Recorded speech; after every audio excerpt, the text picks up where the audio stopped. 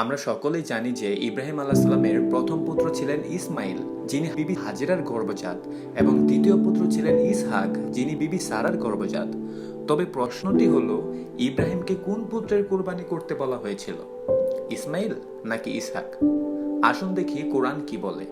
কোরআনে একটি মাত্র অনুচ্ছেদ রয়েছে যা ইব্রাহিম আলাইহিস সালামের কুরবানি সম্পর্কে বলে।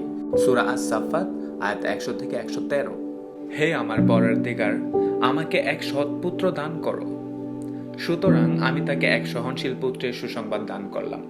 অতঃপর সে যখন পিতার সাথে চলাফেরা করার বয়সে উপনীত হলো, তখন ইব্রাহিম তাকে বলল, বৎস, আমি স্বপ্নে দেখেছি যে তোমাকে জবাই করছি, এখন তোমার অভিমত কি দেখো? সে বলল, পিতা, আপনাকে যা আদেশ করা হয়েছে তাই করুন। আল্লাহ চাহে তো আপনি আমাকে সবরকারী পাবেন। যখন পিতা পুত্রের উভয়ই আনুগত্য প্রকাশ করলো এবং ইব্রাহিম তাকে জবাই করার জন্য শায়িত করলো, তখন আমি তাকে ডেকে বললাম, হে ইব্রাহিম, তুমি তো স্বপ্নকে সত্যে পরিণত করে দেখালে। আমি এভাবেই সৎকর্মীদেরকে প্রতিদান দিয়ে থাকি। নিশ্চয়ই এটা এক সুস্পষ্ট পরীক্ষা। আমি তার পরিবর্তে দিলাম জবাই করার জন্য এক মহাজন্তু। যেমনটি আমরা দেখি যে কোরআনে যে সন্তানের কুরবানি দিতে বলা হয়েছিল তার নাম নির্দিষ্ট করে বলেনি, তবে শুধু এটি বলে যে তিনি প্রতিশ্রুতিবদ্ধ সন্তান ছিলেন। তাহলে প্রশ্ন হচ্ছে, প্রতিশ্রুতিবদ্ধ সন্তান কে? আমরা যদি ইব্রাহিমের গল্পটি পড়ি, তবে আমরা জানতে পারি যে আল্লাহ ইব্রাহিমকে একটি সন্তানের প্রতিশ্রুতি দিয়েছিলেন, কিন্তু তার স্ত্রী সারা বন্ধ্যা ছিলেন। ইব্রাহিম বৃদ্ধ হয়ে যাচ্ছিলেন, কিন্তু কোনো সন্তান তাদের হচ্ছিল না। সন্তান আসছে না দেখে সারা তার দাসী হাজেরাকে ইব্রাহিমের কাছে স্ত্রী হিসেবে উপহার দিয়েছিলেন, যাতে তার মাধ্যমে সে সন্তান লাভ করতে পারেন। আর এইভাবে হাজেরার মধ্যে দিয়ে ইসমাইলের জন্ম হয়েছিল। কিন্তু আল্লাহ ইব্রাহিমকে বলেছিলেন যে তার পরিকল্পনা হলো সারার মধ্যে দিয়ে তার একটি সন্তান দেয়া। সুতরাং অবশেষে সারা গর্ভবতী হয়েছিলেন। তিনি ইসহাককে জন্ম দেন। কুরআন ও তাওরাতের মধ্যে প্রতিশ্রুতিবদ্ধ সন্তানটি কখনোই ইসমাইল ছিল না, কেবল ইসহাক ছিল। সূরা হুদ আয়াত 71। আর তার স্ত্রী দাঁড়ানো ছিল, সে হেসে উঠল। অতঃপর আমি তাকে সুসংবাদ দিলাম ইসহাকের ও ইসহাকের পরে ইয়াকুবের।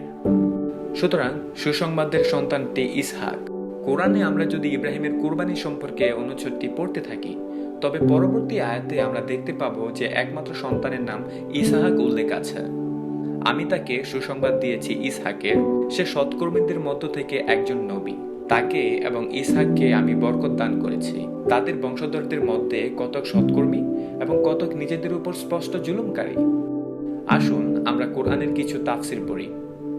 আমরা যদি আল জালালাইনের তাফসির পড়ি, তবে তিনি 107 নং আয়াতের প্রসঙ্গে লিখেছেন যে কুরবানি সম্পর্কে আলেমদের মধ্যে দুটি ভিন্ন মতামত রয়েছে, ইসমাইল হতে পারে বা ইসহাক হতে পারে।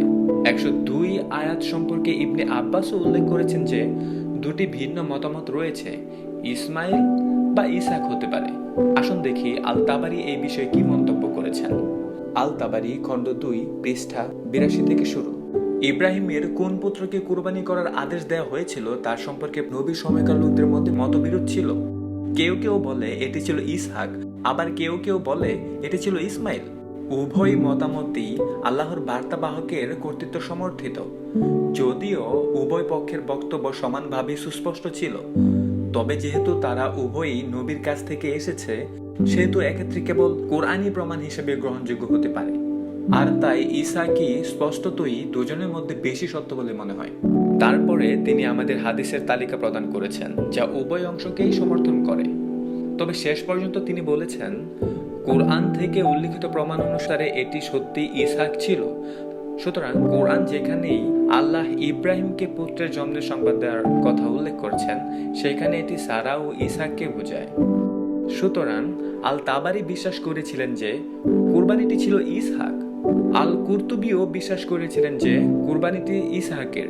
তার তাফসিরে তিনি লিখেছেন আলেমদের প্রতি উল্লেখ করে, এবং তাদের বেশিরভাগ বলেছিলেন যে কুরবানি ইসহাকের। ফাকালা আকসারহুমুজ যাবিহে ইসহাক।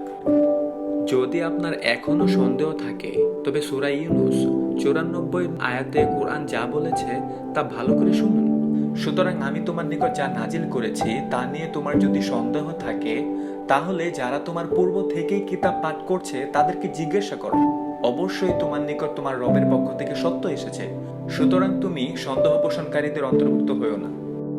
আমরা যদি পূর্ববর্তী শাস্ত্রে যাই, তবে তৌরাত শরীফ আমাদের খুব স্পষ্টভাবে বলে যে কুরবানিটি ইসহাকের। ইনজিল শরীফে আমরা একই বার্তা পরিষ্কারভাবে দেখতে পাই, কুরবানিটি ছিল ইসহাকের। এখন মুসলমান ভাই বোনদের জন্য আমার একটি প্রশ্ন আছে। এটি যদি ইসলামের পূর্ববর্তী আলেমী শিক্ষা হয়, তবে ইমামগণ আজ কেন আমাদের এই বিষয়গুলি বলে না? কেন কোনো ইমাম ইসহাকের কুরবানি হওয়ার সম্ভাবনা সম্পর্কে আমাদের বলছেন না? তারা আমাদের থেকে সত্যকে কেন আড়াল করে? আমাদেরকে বলার থেকে তারা আর কি কি লুকায়? আরো জানতে এই চ্যানেলটি সাবস্ক্রাইব করুন।